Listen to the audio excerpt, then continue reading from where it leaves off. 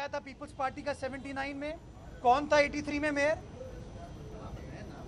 अब्दुल सत्तार अफगानी साहब। जमाते इस्लामी। किसके दौर में कमर्शलाइजेशन हुई सड़कों की?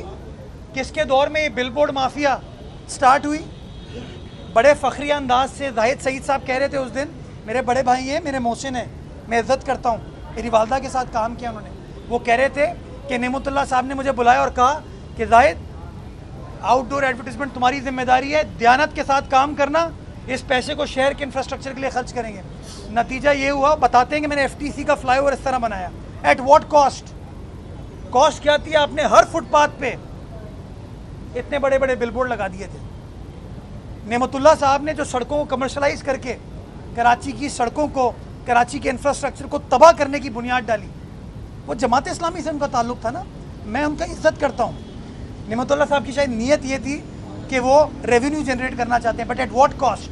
कॉस्ट क्या थी उनकी कि शहर की सेवरेज लाइन इतनी सी है, क्योंकि घर होगा वहाँ पे, आपने उसके और 20 मंजिला इमारत बनाने की इजाज़त दे दी। तो माजी की गलतियों से सीखेंगे। किसके दौर में सेवरेज ट्रीटमेंट प्लांट के ऊपर चाइना कटिंग की गई? किसके दौर में नालों के ऊपर दुकानें बना दी गई? नाम लेके कहता हूँ ओपनली मैं तो भाई। मुस्तफ़ा कमाल साहब के खिलाफ केस है। क्या उन्होंने यहाँ से लाइन एरिया से लोगों को रीसेटल किया? महमूदाबाद में सेवरेज ट्रीटमेंट प्लांट की ज़मीन थी। न्यू कराची के अंदर नाले के ऊपर वो रोज़ हमारे जमाती भाई शोर मचाते हैं जब पानी खड़ा होता है, लेकिन वो 1100 दुकानें, स्ट्रक्चर जो खड़े हुए थे वो मुस्तफ़ा कमाल साहब के ज़माने में खड़े हुए थे। नस्ला टावर, जिसके बारे में रोज़ नईमुर रहमान साहब प्रेस कॉन्फ्रेंस करते थे, गुलजार साहब ने गिरा दिया उसको। पूछा कभी आपने नईमुर रहमान साहब से कि उस प्लॉट को कमर्शलाइज किस बेसिस के ऊपर किया गया था? यह हमें पता होना चाहिए तनकीद करने से पहले।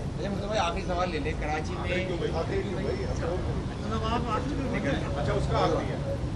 कराची ने पार्किंग के खिलाफ आपने एक्शन लिया और कई सड़कें आपने फ्री पार्किंग जोन बना दी, लेकिन आज भी वहाँ माफिया शाम से रात तक पार्किंग कर रहा है।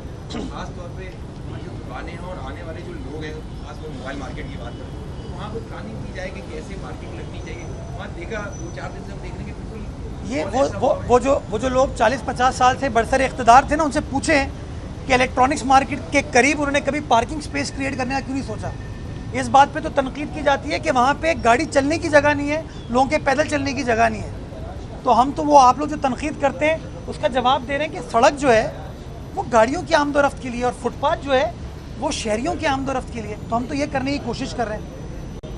पूरे शहर में नहीं किया, अभी 4 जगहों से स्टार्ट किया है और हर जगह से रेजिस्टेंस आती है, क्योंकि हमारी आदतें ये हो गई हैं, हम चाहते हैं कि हमारी मोटर बाइक सामने खड़ी, ये देखें ना, अभी दफ्तर की एंट्रेंस है, ये गाड़ी खड़ी है, मेरी नहीं है।